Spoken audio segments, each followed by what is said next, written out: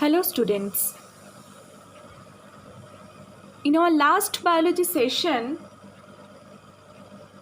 I had discussed about health and hygiene, then about the diseases and the types of diseases also according to the communicability. So according to the communicability, diseases are of two types, communicable disease and non-communicable disease. So communicable diseases are the diseases which can be spread from one person to the another person, that is mainly from diseased person to the healthy person. And non-communicable diseases can't be spread from person to person. So communicable diseases can be spread from person to person by the pathogens mainly. So what are the pathogens? These are the microorganisms causing variety of diseases. Among these pathogens, one is bacteria. So today in our biology session, we are going to discuss the different types of bacterial diseases. So bacterial disease in humans. Many bacteria live on and within our bodies. Growth of pathogenic bacteria disrupts the body's equilibrium, that is the normal system, by interfering with its normal activities and producing disease. So first bacterial disease is cholera. The causative agent of cholera is the bacteria Vibrio cholerae. One important thing here I am telling you that this one is the scientific name. Everywhere you can see causative agent, the scientific name will be given. So to write the scientific name, you can see here two parts are there. First part is known as generic name, second part is known as specific name. So when you are going to write the generic name, first letter should be capital, and when you are writing the specific name, first letter should be small, and both the terms should be written either in italics and should be underlined separately. You can see separate underline, not continuous underlining. Generic name separate underline and specific name separate underline. So like that you have to write the scientific names. So you can see here these all are the Vibrio cholerae. Now what are the symptoms of this disease?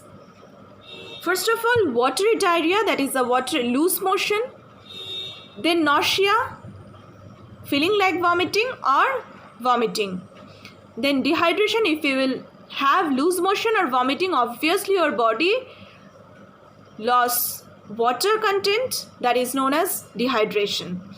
And if it is in severe form, the symptoms will be low blood pressure, rapid heart rate, like that. And if it will be untreated, the person can die also. Now what are the mode of transmission? Actually this disease mainly spread by poor sanitation process. Actually open sanitation process. And the germs or Vibrio cholerae, that is the causative agent of this disease, are transmitted by house flies also.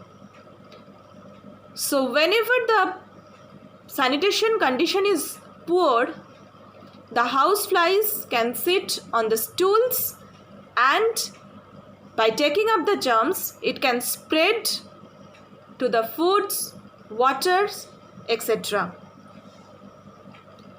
So primary ingestion of water that is contaminated with fishes or stools, or ingestion of food that is contaminated by dirty water, feces or stools, soiled hands means dirty hands, or houseflies. The disease also can be transmitted from one person to another person in overcrowded and unhygienic conditions. Already I have told that unhygienic conditions and poor sanitation conditions are mainly responsible for the transmission of this disease. Next is typhoid. The causative agent of the typhoid is bacteria Salmonella typhi. You can see the diagram of Salmonella typhi. Now what are the symptoms of typhoid fever? Mainly fever is there in the typhoid disease. First of all, white coating on the tongue, rashes appear on the body, enlarged liver and spleen, and ulcers in the intestine. Apart from this, so many symptoms are also there. Fatigue, you are not having appetite, these things are also there. Now transmission, hand to mouth or oral transmission. Already I have discussed these things, that whenever there is unhygienic practices or poor sanitation condition, flies or flying insects will sit on that stools or fishes, and from that it can bring the germs to your food or water or your hand, and through hand it can go inside your body. Poor hygiene habits and public sanitation conditions, flying insects feeding on fishes or stools. Asymptomatic carrier, that means the person having typhoid germs in his or her body but not showing any visible symptoms. They are known as asymptomatic carrier. They are very dangerous for any of the diseases. In the corona also you have heard about this term, asymptomatic carrier. Having the germ in the body but not showing any type of visible symptoms. So asymptomatic carrier of typhoid fever, suffering no symptoms but capable of infecting others.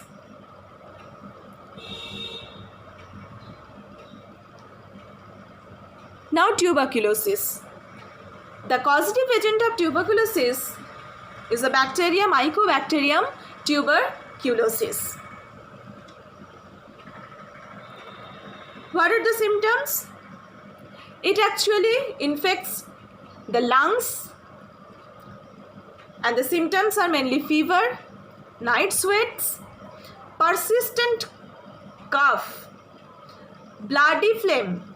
That means, phlegm means the thick substance that is coming out from your mouth or nose when you are having cold and cough. So this will be bloody. Blood is coming out through that. Means your lungs are too much affected by that. And the chest pain or shortness of breath. The person will suffer in difficulty of breathing. Now the infection route of tuberculosis, as it is respiratory infection or infection of lungs, it can be transmitted from person to person via air droplets. Means when the infected person cough, sneeze, talk like that, they will release the droplets in the air which contains the germ of this tuberculosis disease. And whenever the nearby person inhale that air containing the germ-filled droplets, you can see here, these are the germ-filled droplets. The healthy person also will get the disease. So he is a patient of tuberculosis, releasing the droplets containing the germs, and if the healthy person inhales these germ-filled droplets, the healthy person will also get that tuberculosis bacteria and that disease. Now next disease is the diarrhea. The causative agent of diarrhea bacteria E. coli or Escherichia coli. So many protozoas and viruses are also involved to cause that disease.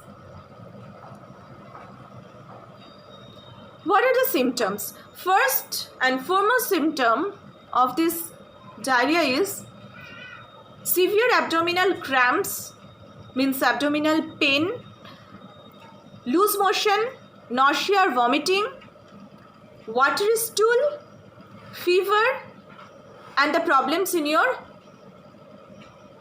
digestive system. These are the common symptoms of diarrhea. Now transmission. Here the transmission is moreover same as the cholera.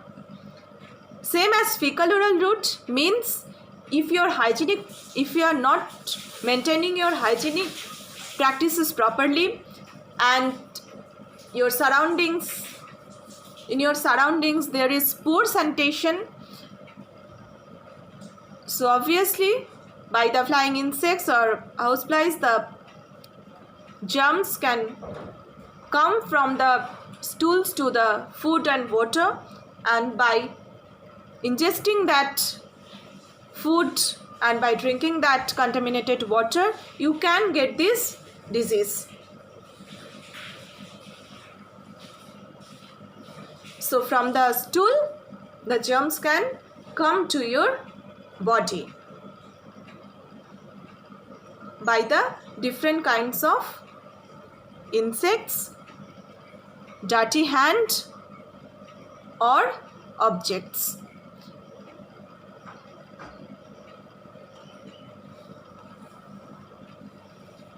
Next is pertussis. It is also known as whooping cough.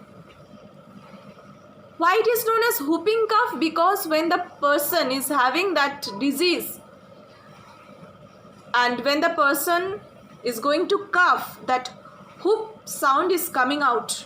So that's why it is known as whooping cough. The causative agent of the pertussis is the bacterium Bordetella pertussis. Actually, this is the common disease among children. So symptoms of whooping cough: first of all, low grade fever, vomiting during or after coughing, apnea. What is the meaning of apnea? Difficulty in breathing. Exhaustion after coughing fits. So much of coughing is there that the baby will feel exhausted. Runny nose. Paroxysm means, just now I have told that high-pitched whoop sound is coming during coughing time. Babies may have little or no cough.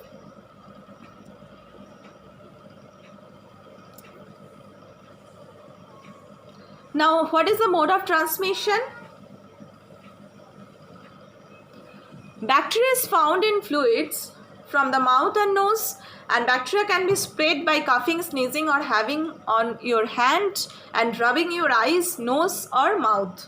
Greatest risk comes from being within 3 feet of someone with pertussis for at least 10 hours per week, that is close contact. So the disease can spread by coughing, sneezing, through your hand, eyes, nose, mouth, or close contact. Next is diphtheria. The causative agent of diphtheria is the bacterium Corynebacterium diphtheriae. What are the symptoms? First of all, sore throat, swollen glands in the neck, barking cough, means here also you will feel difficulty in coughing. Racing heartbeat is very fast. Wheezing and difficulty in breathing.